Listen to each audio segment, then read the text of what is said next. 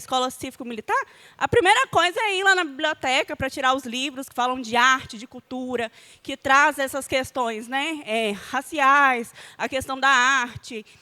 A gente já tem muitos problemas, né, às vezes, com alguns pais, acho que principalmente com esse crescimento extremo também, né, das fake news, né, da direita, da falta de informação, porque quando a gente fala de biblioteca, não é só sobre essa questão, né, do aprender a ler, mas é ali de saber ter uma consciência crítica, de fazer uma análise, de ver o que é verdade ou não. Então, isso é uma coisa que a gente, né, tem que combater e tem que pensar também que essa questão atinge não só a sala de aula, mas acho que todos os espaços, né? Pensando também na nossa carreira e em tudo, né, que essa privatização, né, que esse crescimento da direita tem trazido. Né? A gente viu recentemente que teve um vereador que foi na biblioteca pública para questionar um livro. Eu tenho certeza que é uma pessoa que nunca pisou numa biblioteca, que não sabe que tem questão de classificação. Né? Porque quando a gente está na escola, a gente não está atendendo só os alunos. Né? Os professores, os terceirizados, os assistentes, bibliotecários, todo mundo faz parte da comunidade escolar. Né? Então, a biblioteca ela também tem que ser, né, ali, um espaço democrático e plural também. Então, a gente tem muito esse receio com essa questão da censura. Né? Porque se hoje, com essa autonomia que a gente tem, com as políticas que a gente já tem, a gente já sofre já com pais, com reclamação, às vezes, de imagem, de coisas que estão no currículo, eu fico pensando se isso vem à tona, como que seria isso. Né? Não só na sala de aula, mas também pensando no âmbito da biblioteca. É mais essa mensagem que eu queria deixar. Muito obrigada, Stephanie. Pessoal, nós encerramos nossas 10 inscrições. Agora, para a tréplica, nós vamos fazer a ordem invertida da inicial, começando pelo Daniel. Já o deixo bem à vontade, que sei que ele tem um compromisso agora às 4, ele nos avisou. E aí, só um minutinho, Daniel, só para a gente abrir o vídeo aqui. Você tem 6 minutos. Não, acho que é 5 minutos. 5 minutos, Daniel, desculpa. O professor fala muito, você sabe. Já deve estar ligando. Não, olha, eu acho até que as questões, elas tiveram... Vocês estão me ouvindo? Está tudo certo? Sim, sim. A gente não está te vendo, mas já está ligando o vídeo, mas a gente está te ouvindo. Não, está ótimo. Acho que as questões trouxeram foram mais comentários e elas trouxeram a força do que é necessário para a luta pela educação. Então, eu não vou tentar adicionar questões, mas eu queria chamar a atenção para um processo de luta que nós temos já avançados, né, e que o Sindirrede, não só pela Thalita, mas também pelo Ramute e por vários outros companheiros e companheiras, tem sido uma organização que a gente tem uma admiração profunda, graças à comunicação que é feita pelo Coletivo Esperançar, que a Thalita integra, e que tem feito um trabalho de parceria e de interlocução e articulação muito profundo junto à Campanha Nacional pelo Direito à Educação, construindo a Campanha Nacional pelo Direito à Educação e levando para a nossa campanha a história, a luta, as conquistas do Sindirrede. Eu tenho uma característica que eu acho que ela tem um contato muito forte com o Sindirrede, que o Sindirrede, a gente tem uma dificuldade grande na área da educação, porque muitos de nós, e eu vou citar aqui o caso do Darcy Ribeiro, foi um grande educador, ele errou na LDB em vários aspectos, mas isso não diminui a contribuição que ele fez, especialmente na luta pelos CIEPs, que inspiram o nosso custo aluno qualidade. Mas o Darcy Ribeiro, ele se orgulhava de uma frase que eu considero que é uma frase que eu entendo a beleza estética dela, mas eu não quero reproduzir. Ele dizia que ele tinha tentado fazer educação de jovens e adultos, fracassou, tentado educar os indígenas, fracassou, tinha tentado construir uma universidade pública, de fato, pautada numa nova estratégia pedagógica, que foi a UNB, e fracassou, mas que ele não queria estar do lado dos vencedores. Eu entendo a beleza dessa frase, mas eu vejo que o Sindirrede, o Coletivo Esperançar, a Campanha Nacional pelo Direito à Educação, elas têm, e a nossa geração, de educadores, nós temos uma outra missão, que é começar a construir não só a luta certa, mas que o resultado é a derrota. Muito provavelmente a gente não vai ter todas as vitórias ou até mesmo vitórias. A gente até tem tido vitórias, mas nunca são vitórias totais. O ponto concreto é que a gente jamais pode deixar de lutar por essas vitórias, jamais pode deixar de lutar pela educação pública com a possibilidade de construir uma educação pública de qualidade para todas. Eu não sei se foi o Diego que falou sobre isso ou se foi o José Heleno, mas eu tenho uma doutrina e uma perspectiva, mais do que uma doutrina, uma perspectiva de vida. Eu acredito no socialismo e eu me coloco como uma pessoa socialista. E eu acredito que, em nome do socialismo, que, na minha opinião, é uma perspectiva inexorável, se a humanidade tiver capacidade, tempo para evoluir, diante de toda a loucura que a gente enfrenta nas mudanças climáticas, o único caminho que eu vejo de uma sociedade de fato justa, de uma sociedade de fato próspera e sustentável é o socialismo. E é na perspectiva desse socialismo que eu Dois acredito que a gente deve minutos. depositar as nossas fichas. Então, eu digo isso porque a gente não pode ter medo de dizer quem nós somos, de dizer o que nós acreditamos.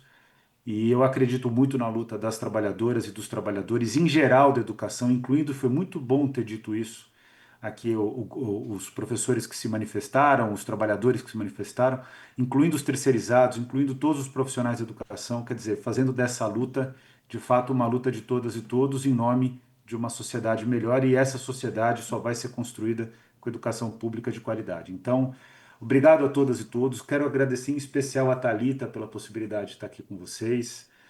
Agradecer ao Coletivo Esperançar pela forma como a gente tem construído a luta pelo direito à educação e dizer que eu aprendi muito hoje. Peço desculpas que eu tenho que sair por um assunto difícil da campanha nacional pelo direito à educação, mas é uma honra estar com vocês e espero encontrá-los pessoalmente e presencialmente muito em breve. Então, um beijo para todas e todos. Muito obrigado. Peço desculpas para a Flávia, para o Diego, para o José Heleno, mas agradecer as falas e dizer que eu fiquei muito feliz de ouvi-las. Foi, de fato, um momento muito especial no dia de hoje. Então, muito obrigado a todas e todos. Muito obrigada, Daniel. Diego.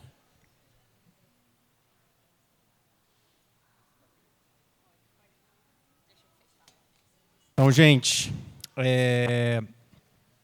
acho que agradecer especialmente o esforço de toda a plenária, né, de ter buscado intervir nesse debate, que é um debate muito mais sobre desafios do que realmente um ponto final que a gente consegue colocar nesses temas, nessas dificuldades que a gente tem que lidar. E eu acho que tem alguns elementos que surgiram, assim, que eu acho que são muito importantes para a gente entender o nosso lugar e os papéis que a gente está, né? Então, primeiro, dialogar com uma fala importante, né? Por exemplo, da falta da presença, por exemplo, de trabalhadores terceirizados, e aqui na mesa, por exemplo, e desse debate, né? E pontuar que o Sindirrede é um dos poucos sindicatos que representa o conjunto de todos os trabalhadores da rede municipal. Nós não somos um sindicato professoral, como é em geral, mas é um sindicato que tem uma noção muito clara, construída de trabalhadores da educação. Porque, embora a escola, de fato, seja o lugar do ensino, uma escola não funciona sem o porteiro, não funciona sem o lanche, não funciona sem a limpeza, não funciona sobre as mais diferentes dinâmicas que a gente tem, né? E a terceirização nada mais é do que colocar esses trabalhadores numa subcategoria, recebendo piores salários, para fazer trabalhos que deveriam ser trabalhos estatutários, né, de servidores. E essa é uma realidade difícil da nossa rede, mas em contraste com muitas redes, inclusive, os professores também já estão nessa situação de precarização, de terceirização, e esse é um desafio muito grande que a gente tem, diante de uma reforma administrativa, de lutar pelo concurso público para todos os trabalhadores. Né? Eu acho que essa é a bandeira, essa é uma bandeira que nós vamos debater e defender no nosso Congresso, é um princípio importante que a gente tem levantado nesse show, mas ela depende da nossa luta. E, nesse cenário muito difícil, a gente aponta para uma coisa que foi colocada, que é a necessidade de campanhas nacionais. Não adianta nós ficarmos aqui, na grande trincheira de Belo Horizonte, sem que a gente também consiga nacionalizar a luta dos trabalhadores de educação. Né? Fazer que a CNTE tome uma iniciativa, uma presença altiva nas lutas necessárias, como essa agora da reforma administrativa e de várias outras, né? Como a própria lei do PIS, os seus problemas, que a gente precisa enfrentar, porque os governos têm buscado alternativas para nos prejudicar. E eu acho que não está muito longe a questão do controle e monitoramento dos governos. Né? Já está chegando nas escolas a coisa do diário que a gente preenche no SGE, e esse é um primeiro passo de um laboratório de experiências que vão ser aproveitadas, e a gente teve aí, no Bruno Barral, aqueles contratos com várias empresas que têm buscado, né, esse processo de plataformização, de preenchimento dos mais diferentes tipos de sistemas, aumentando a nossa jornada diário eletrônico, a nossa jornada de trabalho com outras questões de habilidades e tudo mais, e que a gente conseguiu derrotar, inclusive, até agora nesse ano. Né? E é isso, acho que são muitos desafios, é uma convocação a nós em relação a esse desafio e conseguir ampliar essa unidade e essa luta, esse espírito combativo com todos os outros colegas, né? Das mais diferentes redes. Esse acho que é o grande desafio, porque, no fundo, nós somos trabalhadores do Estado. Nós não temos o patrão que lucra diretamente. O que nos paga é o fundo público. E esse é o grande debate de como isso vai para os capitalistas, nas dívidas, nos esquemas de privatização, de terceirização, ou isso é dos trabalhadores, é para a classe trabalhadores. E essa é a nossa luta. Então, agradecer a todas e todos, agradecer à mesa, a todos os companheiros aqui, e vamos lá. Obrigada, Diego. Flávia? Bom, gente, queria começar agradecendo mais uma vez o debate, as contribuições. Vocês não têm ideia de como eu vou sair daqui hoje. Eu realmente estou muito contente. Queria comentar uma coisa que o Fernando falou, sobre o papel pedagógico dos terceirizados, né, ou dos demais trabalhadores que estão na escola e que são fundamentais. Eu queria dar um exemplo da minha escola. A gente tinha uma funcionária da cozinha, não sei se aqui vocês chamam de merendeira, né? Que era a Margot, que ela trabalhava há muito tempo na minha escola. E ela tinha uma relação com os alunos que, quando algum aluno ficava doente ou estava com algum problema, era ela quem sabia. Ela era a primeira a saber, porque ela conhecia profundamente os alunos, ela chamava todo mundo pelo nome. E ela que avisava a gente, a mediação da escola, os professores, para fazer a intervenção com as famílias. Quando essa pessoa, a Margot, foi demitida, porque ela tinha um contrato terceirizado, temporário, os alunos fizeram um protesto na escola, começaram uma mobilização.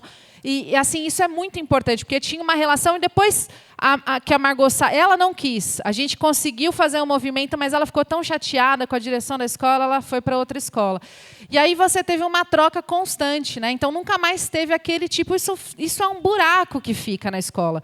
E é um problema, porque na rede estadual, a gente tem uma situação que vocês não têm aqui. Mais da metade hoje da categoria são professores contratados, que lá a gente chama de categoria O. E esses professores, eles também não têm o vínculo com a escola, porque todo ano eles mudam, às vezes mudam mais de uma vez por ano da escola. Saiu uma pesquisa recente, esses dias, que fala, olha, qual é o problema? Essa falta de vínculo, ela deixa a escola muito mais refém ao problema da violência. Muito mais refém. Porque você não tem os olhos, você não trabalha, não existe uma identidade daquela comunidade com aqueles trabalhadores que estão ali, seja professor, seja a pessoa que está fazendo a limpeza, seja o porteiro, enfim. E você deixar essa escola muito mais refém, uma panela de pressão com superlotação de sala de aula e com um projeto pedagógico que não faz nenhum sentido para esses estudantes. Só pode dar ruim. Não tem como dar bom um negócio desse. Então, a gente precisa pensar muito sobre isso. Parte da solução, para mim, é o que vocês estão fazendo aqui. O sindicato organizar os trabalhadores terceirizados, junto com os professores, com os efetivos. Na PUESP, a gente briga para o sindicato olhar para o professor contratado. Porque muitas vezes não olha, dificulta a filiação do professor contratado. Eu estou falando do sindicato que é o maior da América Latina, que é a PUESP. Então, vocês terem aqui os trabalhadores terceirizados organizados, junto com o Sindirrede, a greve que vocês fizeram aqui e a mobilização com 4.000 terceirizados na rua no início do ano, eu falo em todas as escolas em São Paulo. Vocês são um exemplo para o país, vocês não têm ideia do que é isso.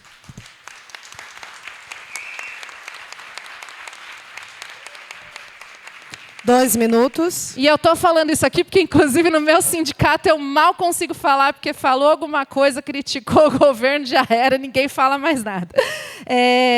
Eu queria tocar rapidamente no negócio que a Firmina falou. Problema da precarização do trabalho. Tem a ver com o trabalho docente, mas tem a ver com o trabalho em geral. Esse é o projeto da educação para o trabalho precarizado. E mais, não é só para o trabalho precarizado, é para o desemprego estrutural. Eles estão preparando os nossos alunos para serem os futuros desempregados. Por isso, ele tem que saber se virar com o que der e mudar toda hora de emprego. Se ele tem que mudar toda hora, a escola precisa ser flexível e mudar toda hora. Por isso a tecnologia digital é tão importante, porque você muda todo o esquema da aula com um clique. Quem comanda as plataformas? As grandes empresas que o Daniel falou aí tão bem. Então, nós estamos falando de um negócio profundo, gente. Para encerrar, o que a gente faz? A culpa é nossa? Não me sinto culpada, viu, Michel? Não me sinto culpada. Queria falar uma coisa que o Tiago trouxe aqui, que eu acho que é uma das respostas para a compreensão do problema. Por que a maior parte dos sindicatos, as grandes centrais sindicais, não mobilizam? Não é só porque estão burocratizadas, se acostumaram, se acomodaram. É porque elas fizeram uma escolha de vida, gente. Para quem elas estão, jogando energia? Para defender o governo de conciliação de classe. Elas fizeram uma opção, uma escolha, um projeto de vida. Qual é o projeto de vida dessas direções sindicais que apostam na conciliação de classes? Defender o governo Lula, a sua frente ampla. O que significa defender todo o projeto de cabo a rabo? Não dá para lutar até o fim contra a privatização das escolas se vai esbarrar com o financiamento do BNDES. Não dá para lutar pelo currículo se não vai lutar até o fim para derrubar o novo ensino médio ou a reforma trabalhista ou a reforma da Previdência. Eles fazem uma escolha de proteger os governos. O que eu digo aqui? Nós precisamos, sim, construir um projeto socialista para a educação, para o trabalho, para a sociedade. Desmontar essa economia e esse projeto de poder capitalista. Mas isso passa por derrotar os obstáculos na luta de classes que nós temos hoje. Hoje, o projeto conciliador da esquerda da ordem capitalista deixa a gente refém da extrema-direita, que pode voltar mais forte, e deixa a gente refém dos ataques do capitalismo. Por isso que está aí arcabouço, dívida pública e tudo mais. Então, vai ter que bater de frente. Não existe outra saída. É um convite para a gente fazer uma rebelião de baixo para cima e cobrar, porque nós precisamos superar essa esquerda da ordem para conseguir construir um projeto alternativo de sociedade e de educação. Obrigada. Muito obrigada. José Heleno. Eu gostaria muito de poder discutir cada uma das intervenções, mas o tempo não é suficiente. Então, eu elenquei 6 questões que eu gostaria de menos de 1 minuto para cada uma, né, tá comentando. Primeiro, Paulo Henrique, realmente assim, a ação do Sindiúti, o trabalho que o Sindiúti fez agora no enfrentamento nos meses de julho, agosto junho, julho, agosto, em relação à questão da ampliação do PSIM em Minas Gerais, precisa ser reconhecido, foi muito forte. Assim como também foi forte a reação do movimento estudantil, né? Foi muito forte também. Estudantes se mobilizaram, estudantes conseguiram reagir contra esse projeto. E em várias cidades, né? Várias cidades a gente conseguiu realizar audiências públicas no Legislativo. Por exemplo, na cidade em que eu moro, a gente conseguiu realizar uma audiência pública também no Legislativo para lidar com isso. Uberlândia, de onde a gente, inicialmente, quando começou esse processo, a gente acreditava que em Uberlândia haveria uma aprovação geral, não houve, né? Ou seja, o governo foi derrotado, mas, de fato, houve, sim, essa questão, é muito importante.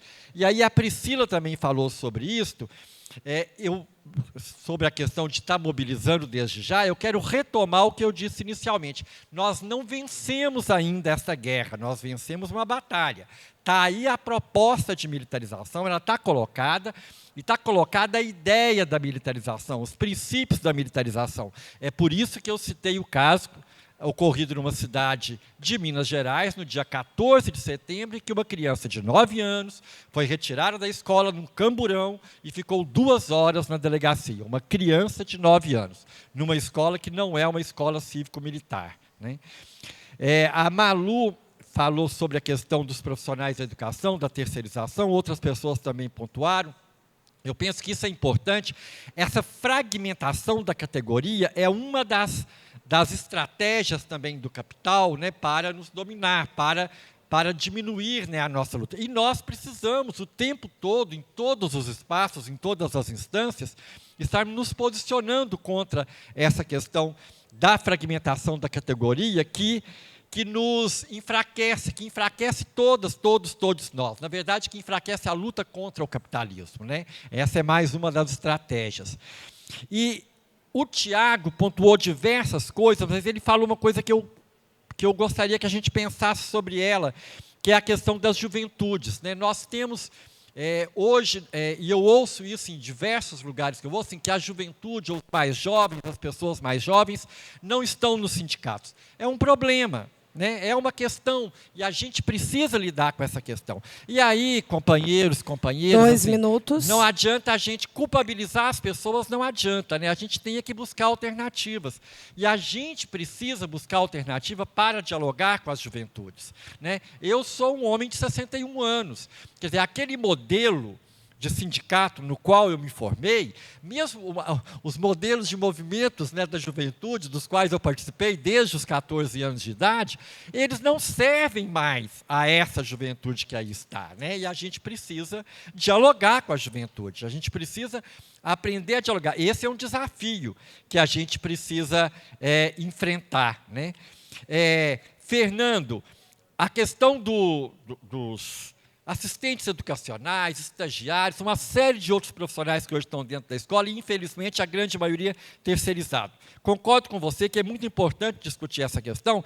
Agora, você trouxe uma questão que é importante, que é essa questão da formação, que é mais ampla, para discutir as questões de gênero, para discutir as questões étnico-raciais, para discutir a questão da mobilização e de projeto mesmo de sociedade, né, que nós temos. O Daniel Cara já falou um pouco sobre isso, a tentativa de impedir que essas discussões aconteçam na escola, através da escola sem partido e etc., né? Mas você pergunta, o que fazer? Olha, eu não tenho uma resposta, mas a escola pública precisava ser uma escola em que todos os profissionais tivessem dedicação exclusiva. Concluindo, para trabalhar em apenas uma escola e não ter que trabalhar, né, em mais de uma escola, dedicação exclusiva com tempo de docência e tempo de planejamento e envolvimento com a comunidade, de construir o projeto político-pedagógico com a comunidade, né? Eu quero pontuar uma quinta questão, rapidinho, assim. Ninguém falou sobre isso aqui, mas eu penso que a gente precisa avançar nessa discussão, que é a questão dos ataques à laicidade do Estado, né? Essa é uma questão, pelo menos na cidade em que eu estou, em que eu vivo, né, que é uma cidade governada por bolsonaristas. Não estou dizendo que quem governa Belo Horizonte é melhor, não, mas é aquele bolsonarista mais tosco, né, que está lá na cidade em que eu moro, assim, em que a privatização tem se dado, por exemplo, em relação aos serviços sociais, via igrejas evangélicas e católicas, via essa questão do ataque à Conclua. laicidade do Estado... Desculpa, gente, estou concluindo. É uma questão séria que a gente precisa avançar sobre ela. A última questão é a fala da Luana. Que bonito, Luana. Sim, nós precisamos sonhar. Eu não dá tempo de conversar sobre isso agora, mas eu gostaria só de, enquanto você falava, eu fiquei me lembrando dos versos do Bituca, né, em Maria, Maria, mas é preciso ter sonho sempre. E o Raul Seixas também, que já nos ensinou, né, que é preciso sonhar, mas um sonho que se sonha só é um sonho que se sonha só. É preciso sonhar em mutirão, né? E a gente precisa sonhar em mutirão. Quero agradecer, quero dizer que fiquei muito feliz de ver a faixa da Palestina aqui. Essa é uma questão que é a questão que, nesse momento, cada um e cada um de nós precisa estar envolvido e estar comprometido com isso. Agradecer o Coletivo Unidos pela Rede, pelo convite, e a cada uma de vocês, né, que está aqui hoje. Obrigado e desculpa. Gente, muito obrigada pela participação dos convidados, pelas intervenções. Foi uma mesa muito rica. Eu acho que estou muito satisfeita com essa mesa, de ter participado, né, de estar compondo essa mesa junto com a Thalita. E gostaria, gente, de pedir desculpas para a Daniele, para o Ramute e para o Rômulo, porque realmente nós até tentaríamos, né, inserir essas falas, mas o nosso tempo está muito curto e nós precisamos ter um tempo hábil para realizar as discussões no grupo de trabalho. Antes do término, gostaria de ceder um tempo aqui para o Vinícius, que ele vai divulgar um trabalho, tá? Bem rapidinho. Boa tarde a todos, gente. Meu nome é Vinícius, eu sou professor da rede, eu sou pesquisador.